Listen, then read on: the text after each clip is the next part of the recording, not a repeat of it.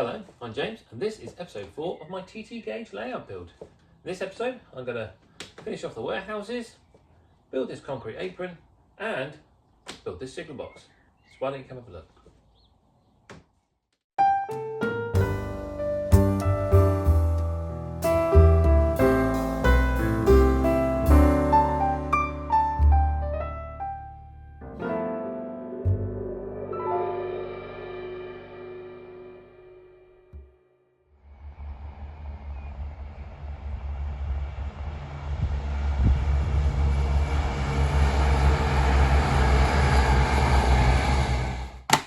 So, this is the kit I'm going to build for the signal box. It's the Peco TT120 LK12100 GWR signal box.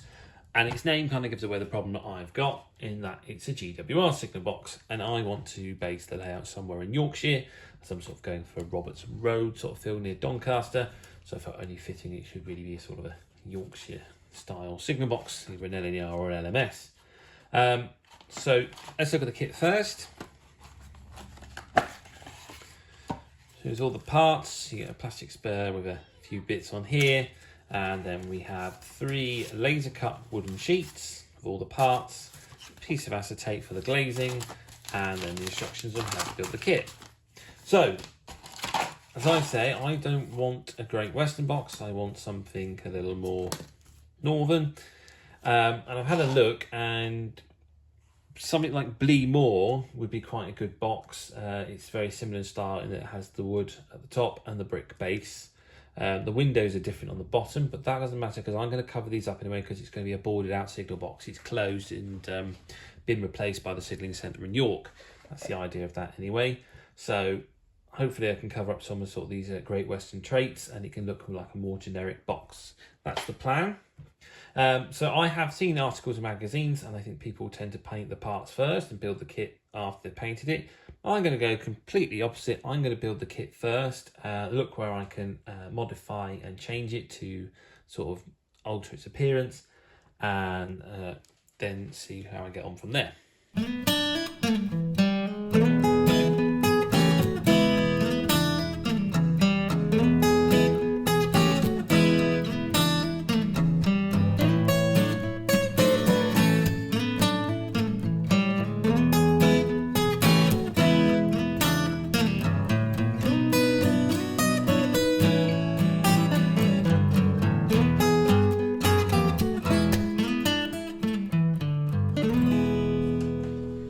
So as I'm building this kit, one of the first things I need to do to modify it is this back here.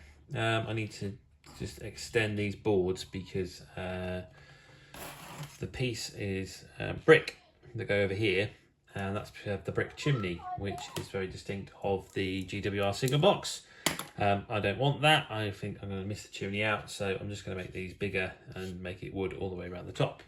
So to do that, I'm just going to score some lines in with a knife and then open them up with the point of this old compass.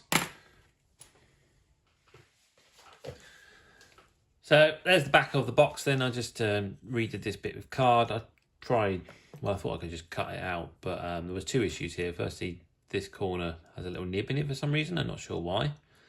I couldn't work it out when I put it on there. So that meant even if I tried to cut that out, it'd be like hanging by a thread on there. And then because it's wood, it's not so easy to manipulate with a knife and sort of cut it and reshape it like you would kit bashing a plastic kit or a card kit. And I'm sure it's doable and you just need the right tools, but trying to just do it with knives like these wasn't really going to happen. So I just remade the part with card. I think it's going to look all right. It's going to the back anyway, so you won't really see much. But that's the box so far. I just need to do the steps and the railings. It would be nice to have sort of this platform go around the front here, sort of in the Midland style signal boxes. That seems like a little bit too much, especially as it's just going to be like an abandoned signal box. So I just need to work on the derelict look. I'm thinking of just boarding up all the windows and then just painting it and just making it look a bit old. I have looked online at images of derelict signal boxes, and there are some sort of wonderful things you could model with like the windows missing and the roof falling in, but I've got this far with building it. I think I might just, like I say, just cover it over with boards as it's sort of a recently closed box, so it's not like been there for years and years falling apart.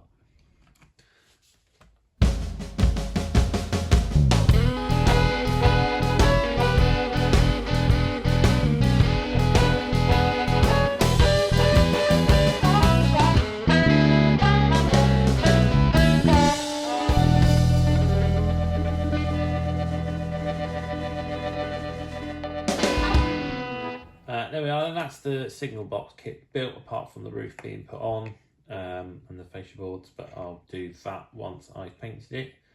So I'm going to get some primer and spray this all up and then start painting. Alright then, I've primed the signal box and you see, it's come up quite nicely. I've used this spray, which is the Army Painter Colour Primer, and it's Skeleton Bone. Same what I use for the bridge. It's a good colour though, I think, especially for buildings, because it's sort of the right colour for the mortar. So yeah, that's all done like that then. I'm going to weather the wood and start painting this up. With the wood, yeah, as I can say, give it a weathered effect, and then I'm going to use this Worn Effects acrylic fluid, put that on, and then put the top coat on and scratch it away like I've done in previous models. And here is the finished signal box. So I've all painted it up. I've done weathered wood up the top here, and I liked that so much I decided I wasn't going to do the paint peel effect. I have done it inside the cabin, but that's not very obvious now the roof's on. And you can see I've just painted the brickwork, and then I've tried to sort of disguise its Great Western heritage and try and make it more of a generic box. So those curved windows on the bottom have just been boarded over, like you see on old disused closed signal boxes. And then obviously the kids have been round, they've been graffitiing just on the wood, and then the tag on the side. This location isn't as easy to tag up because it's a bit too exposed, so they're not here very often, but they have had time to smash the windows, and then a few roof tiles and that have fallen off over the years. So yeah, I'm pretty pleased with that box. I think it looks all right. And then as it's been closed, but obviously there's still signalling equipment in the area, I've got these West Hill Wagon Works line side cabinets to prime and paint, and I'll put them next to the signal box as its replacement for when it's been closed and moved to the signalling centre. There we are then. Like you can see, I have now painted up a couple of line side cabinets, and they've been tagged as well. That's probably the final position. I think will go there. So next I'm going to be working on the warehouse.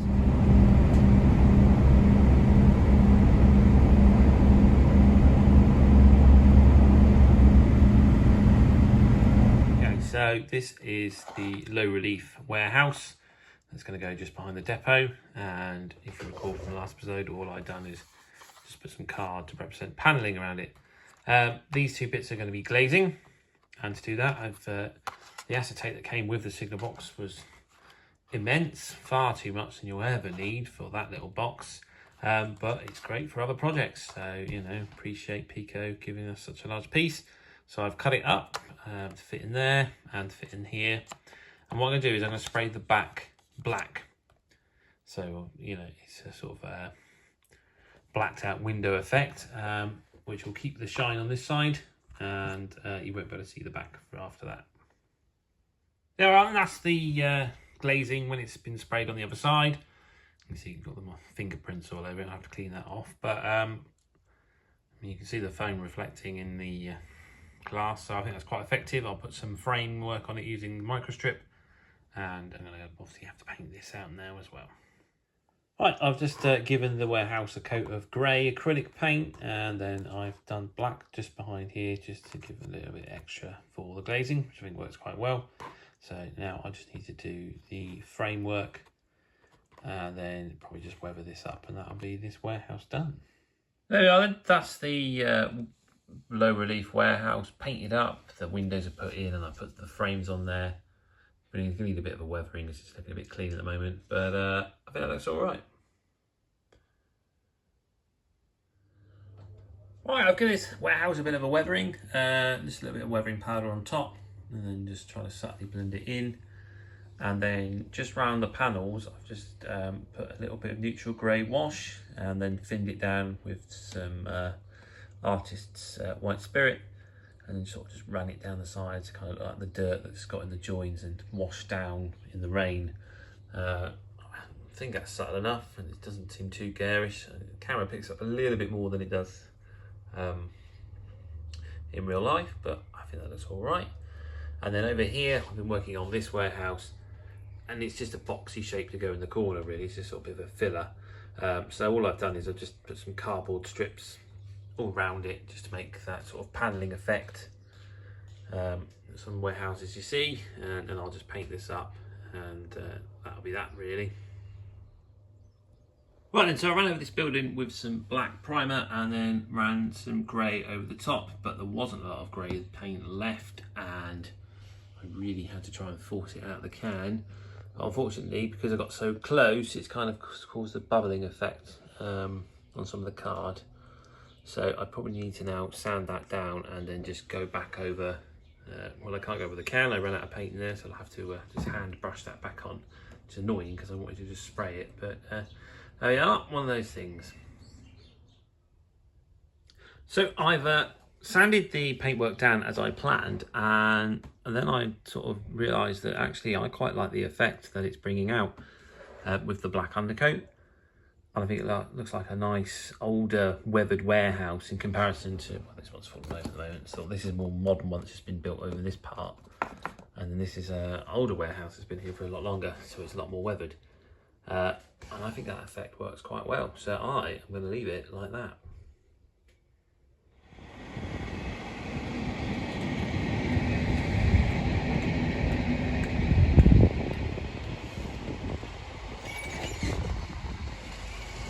Right, well, the warehouse is complete then. The next job is to do the hard standing all around the depot area. And it's a job I've been putting off because it's just a bit of a pain, really. Because you have to get all the card right to come to the edge of the rail and get it right in here. And obviously it's quite a large area to do, but what I'm going to do is I'm just going to cut the, I think it's about 1mm sort of mount board. I'm going to cut it into rectangular sections, so I sort of put it down as blocks, and then when I get to these shapes here, I can then just sort of work on a smaller piece and cut it to size, and so on and so forth, and then that'll have the joins between each one, which I can then weather, and it can look like sort of a concrete hard standing.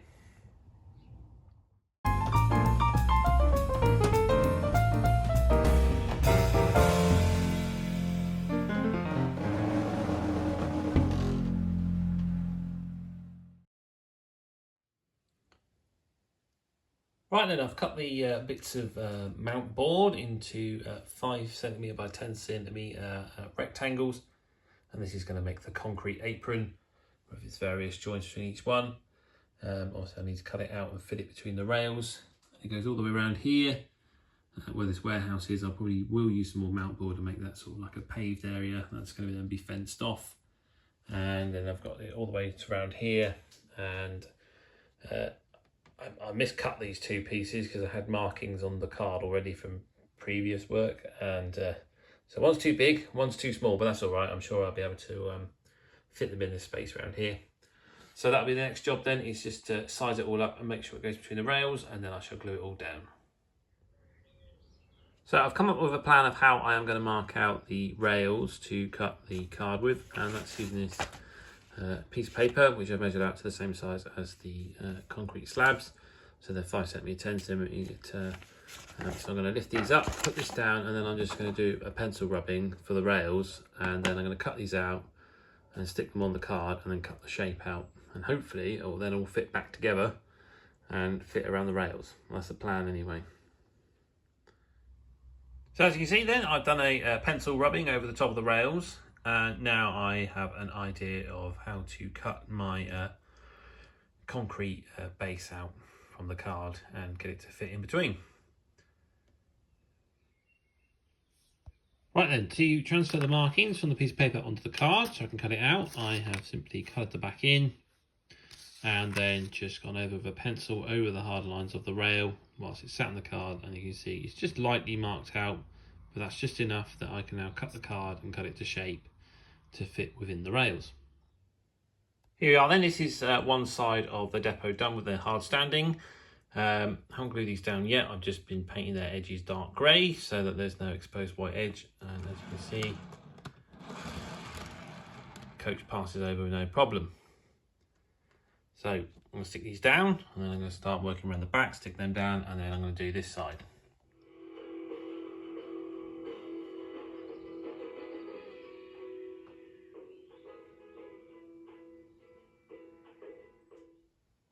Right, that's all the card now glued down for the concrete apron.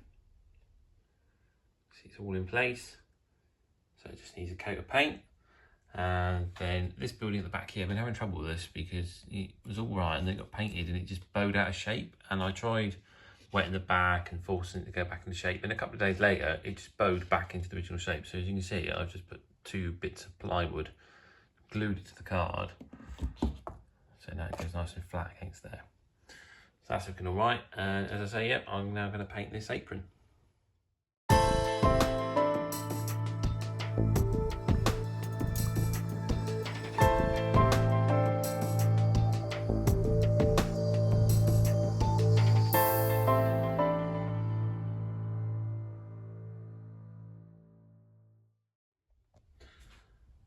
So there we are then, I've painted the hard standing concrete apron, and then I've just put a little bit of black acrylic paint into some water just to make a wash, and I've just gone with a large broad flat brush just to weather it all.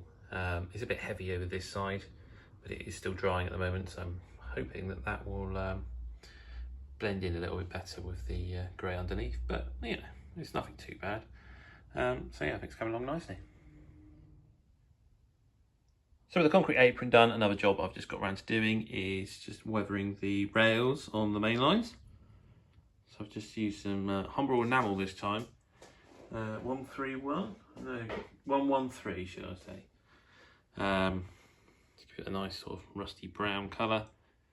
So build wise, what I've got left to do then is I need to build a fuel pump to unload the wagons when they come in here so they can be pumped out and into these tanks, and obviously I need a fueling point here to put the fuel back in the locos. I want to build my embankment here for the farm track that will sort of gradually come down to the side here. Back's pretty much done. I think I just need to sort the floor out, maybe sort of a tarmac effect maybe around there, or just some grassland. I'll think about that. Same over here, tarmac or grassland, probably some few trees and then some fencing around there. These sidings, they need walkways for the drivers so they can get to the locos, so official walking routes. And then I just need to build a wall or something here, just so the bridge sort of comes there and looks like it turns a little bit, work something out there. And yeah, then it's just a case of just putting on the scenery really, like the ballast, grasses, etc. So we're getting there.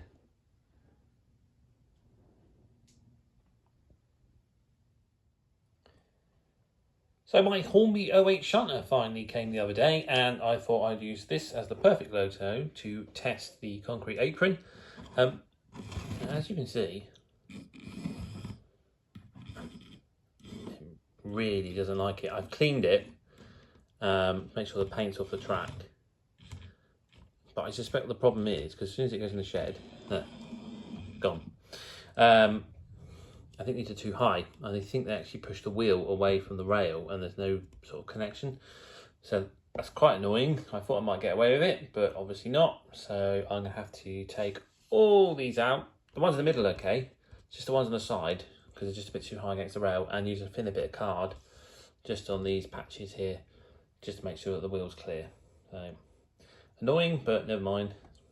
Just, I'll get onto it and sort it out. And just to prove a point, I've taken the card off, and if I run the 08,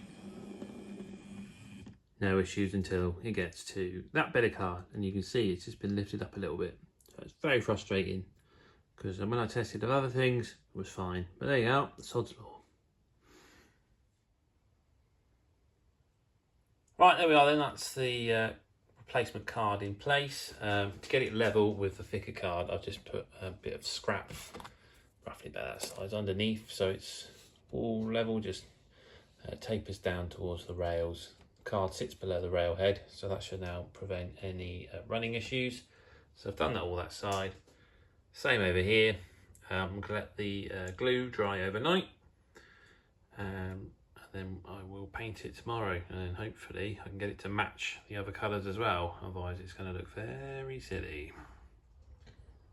Right then, I've painted the card, I've weathered it. Not sure if I've gone a bit too heavy on this side, but we'll see. Can always go back over it and do it again, but the more important bit is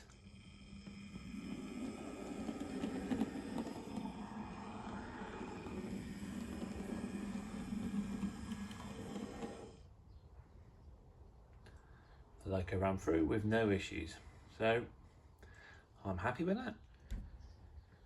There is, however, one problem I now have with the layout, and this is the downside of TT having nothing in the range. So sort of when I started, I didn't have anything to test with. As you can see, the shunter will come onto here, track is a little bit here, and it just catches on the ramps. Just a coupling rods just clip onto it, so I've now got to remove them and make space to let the OA come through. Right then, so I've repositioned the jacks. I've shortened the lifting arms, I suppose maybe that's what you call them, down a little bit just to make clearance, because it was just a coupling rod sort of catching on.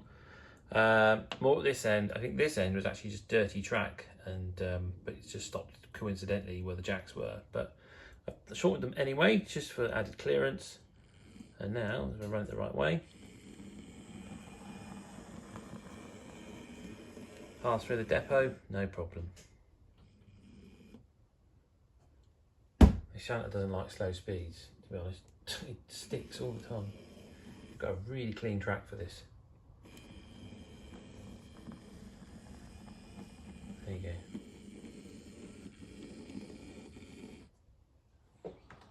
That's all for this episode. I hope that's been helpful and informative to you.